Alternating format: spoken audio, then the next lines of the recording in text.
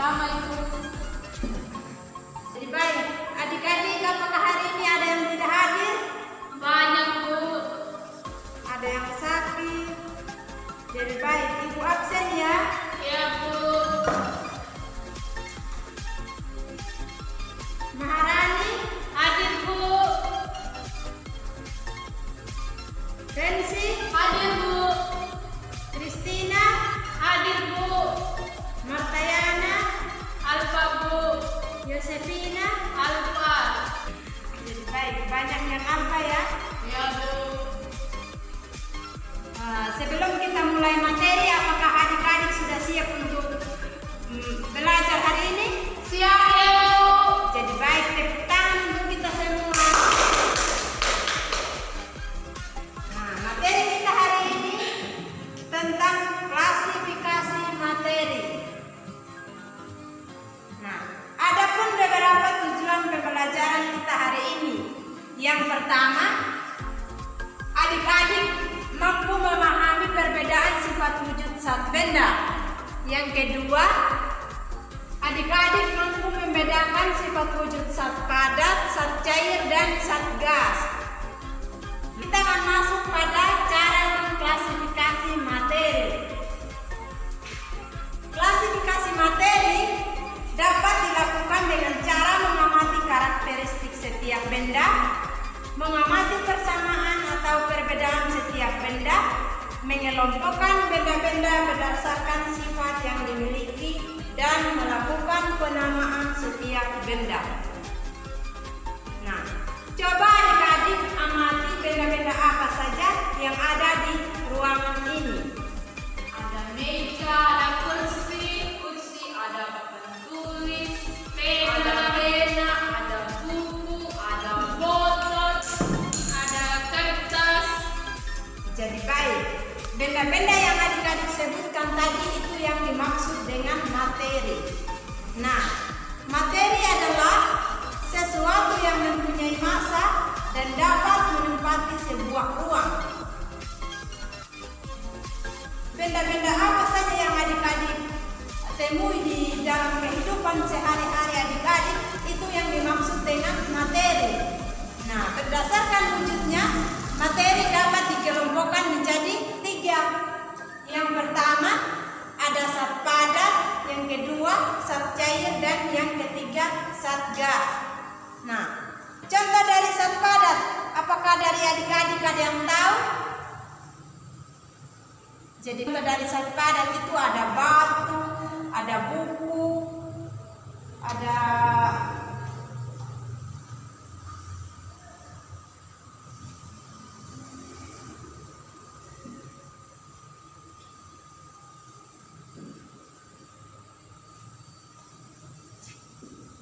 yang pertama itu ada batu, Kursi,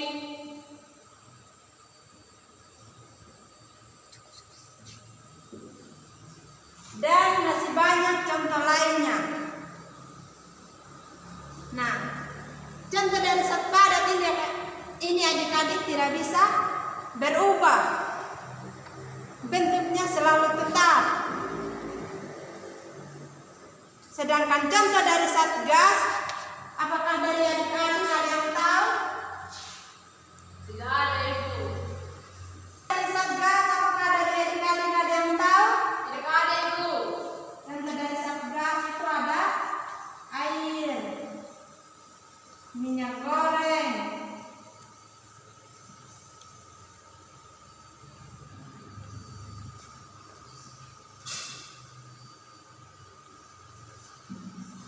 dan masih banyak contoh lainnya.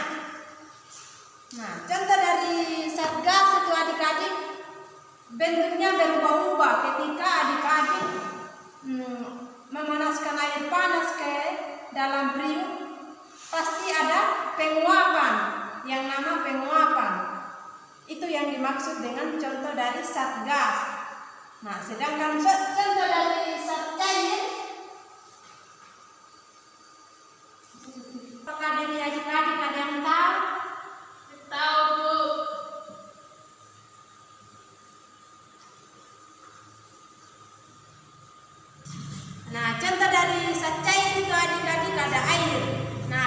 adik-adik menuangkan air ke dalam wadah, maka air tersebut akan mengikuti wadah. Kita akan masuk pada perbedaan zat padat, zat cair, dan zat gas. Nah, zat padat itu memiliki bentuk dan volume yang selalu tetap. Zat cair bentuknya berubah-ubah mengikuti bentuk wadahnya, sedangkan volumenya selalu tetap. Sedangkan zat gas bentuknya berubah-ubah mengikuti bentuk wadahnya dan volumenya berubah-ubah juga. Nah, susunan partikel antara zat padat teratur dan sangat berdekatan. Susunan partikel pada zat cair tidak teratur dan renggang, sedangkan susunan partikel pada zat gas tidak teratur dan berjauhan. Nah, ikatan antara partikel zat padat sangat kuat sehingga partikel tidak dapat bergerak bebas. Ikatan antara partikel zat cair lemah sehingga partikel dapat bergerak bebas namun terbatas. Sedangkan ikatan antara partikel zat gas sangat lemah sehingga partikel tidak bergerak sangat bebas. Nah, dari penjelasan Ibu tadi, apakah adik-adik sudah mengerti? Sudah, Bu. Jadi baik. Karena adik-adik sudah mengerti apa yang Ibu jelaskan, sekarang Ibu akan memberikan LKPD dan silakan mengerjakan.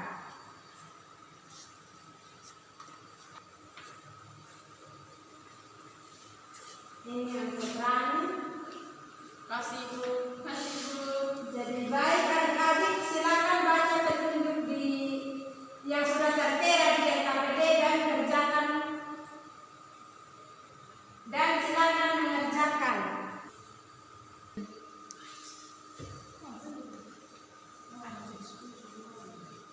Apakah dari adik-adik ada yang kesusahan? Gampang, Ibu. Nah, silakan mengerjakan ya. Apakah sudah habis? Belum, Ibu.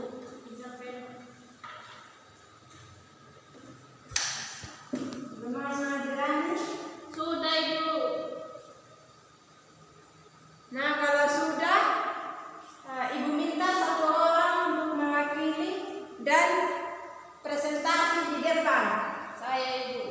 Silakan Adik Rensi.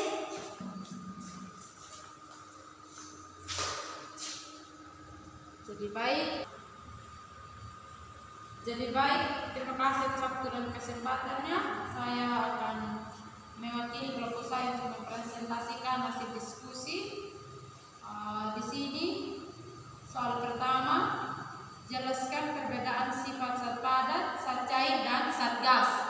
Yang pertama, zat padat memiliki bentuk dan volumenya selalu tetap. Yang untuk cair, bentuknya berubah-ubah mengikuti bentuk wadahnya, sedangkan volumenya tetap. Dan gas bentuknya berubah-ubah mengikuti bentuk wadahnya dan volumenya berubah-ubah.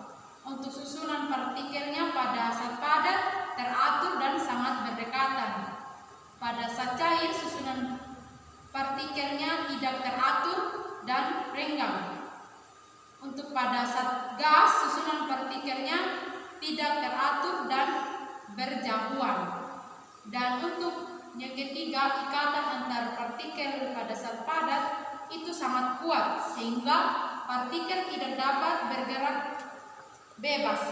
Dan untuk pada zat cair, ikatan antara partikelnya itu lemah sehingga partikel dapat bergerak bebas namun terbatas. Sedangkan untuk zat gas, ikatan partikelnya itu sangat lemah sehingga partikel dapat bergerak sangat bebas.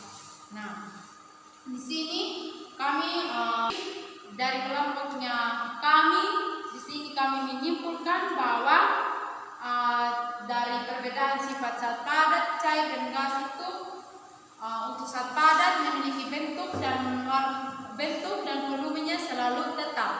Zat cair bentuknya berubah mengikuti tempatnya, volumenya tetap, sedangkan zat gas bentuknya berubah-ubah dan volumenya juga berubah. Sekian dari kelompoknya kami.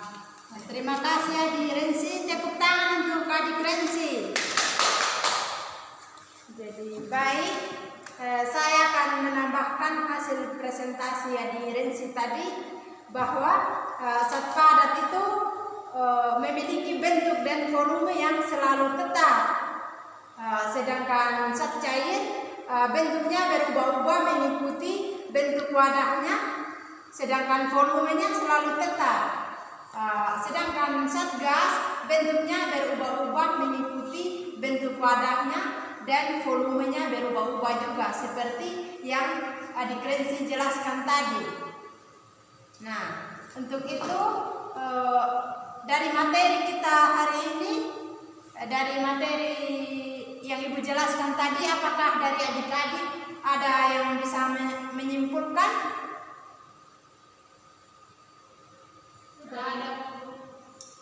Jadi baik, materi kita tadi itu tentang klasifikasi materi. Jadi Ibu akan menyimpulkan materi kita hari ini. Jadi dari klasifikasi materi itu ada beberapa yang kita jelaskan. Yang pertama tadi itu ada zat padat, Zat cair, zat cair, ada zat gas. Nah, itu sudah materi kita hari ini. Jadi materi kita sampai di sini saja. Adik-adik jangan lupa untuk belajar. Iya. Ya, Bu. Jadi sebelum kita mengakhiri pembelajaran kita hari ini, karena dari awal tadi kita mengawali dengan doa, sekarang kita akan tutup dengan doa. Satu orang pimpin kita dalam doa.